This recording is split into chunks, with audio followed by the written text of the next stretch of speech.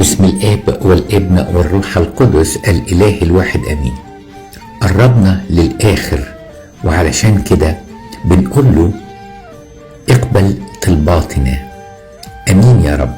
كل كلمة طلبناها منك بقلب نقي، كل كلمة طلبناها منك وإحنا نعنيها، كل كلمة طلبناها منك وإحنا محتاجينها بنقول لك أرجوك يا رب اقبلها. اعتبر يا رب التماس، اعتبر يا رب يعني لجاجة، اعتبر يا رب زي ما انت تعتبره. لكن يا ربي أرجوك اقبل طلباتنا، لأن احنا بنصلي من أجل خلاص نفوسنا، احنا وأولادنا وكل شعبك والعالم كله. ودي طلبة يا ربي بحسب إرادتك، مش انت قلته صلوا كل حين ولا تملوا. طيب معقول احنا نطلب منك وتقول لأ؟ انت مش قلبك كده خالص، ده انت يا رب انجاز التعبير بتتلكك عشان تسمع صوتنا وتستجيب لطلباتنا.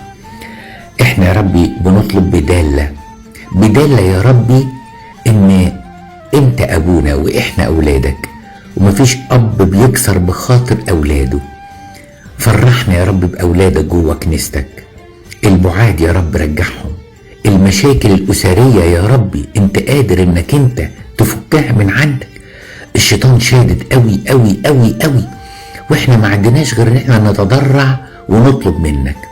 بنشوف انتصارات بيحققها عدو الخير. طيب لغايه انت يا رب امتى تفضل واقف كده بتتفرج من بعيد؟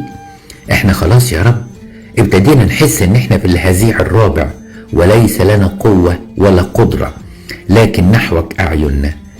انت قلت يا رب وعلمتنا ان احنا نصلي كده ونقول لك يا رجاء من ليس له رجاء، ومعين من ليس له معين. فبنطلب منك يا ربي انك تستجيب لطلباتنا. صحيح يا ربي انت عاوز ان احنا نكون متضعين اكتر من كده، لان في آية بتقول صلاة المتواضع تنفذ الغيوم، ولا تستقر حتى تصل، ولا تنصرف حتى يفتقد العلي ويحكم بعدل ويجري قضاء.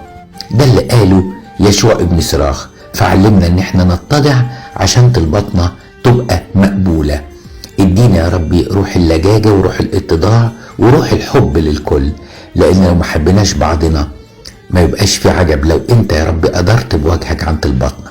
كلنا رجاء يا رب انك تستجيب لطلباتنا، وخاصة متعلقة بخلاصنا وخلاص كل الناس اللي نعرفهم والعالم كله. امين. صباح الخير.